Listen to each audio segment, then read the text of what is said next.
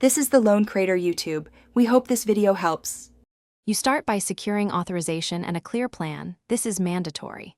First, get written access, personnel on board, POB lists, and permits. Once done, coordinate an installation window with rig operations.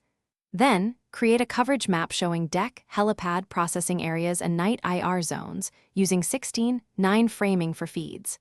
Finally, select power and network. Prefer PoE over CAT6 for simplicity, or 24 VDC with a UPS sized for 0.5 to 2 hours to keep cameras alive during transitions. Now you procure and integrate gear for the harsh environment. Order cameras with IK10 and IP68 ratings, extended temp ranges, and rugged housings. Once in hand, verify PoE budgets and NVR storage calculations. Next, design the network.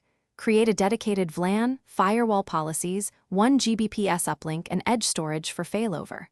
While installing, make sure mounting, conduit, electrical bonding, and lightning protection follow marine standards, and measure cable runs so you have correct lengths and spare connectors ready.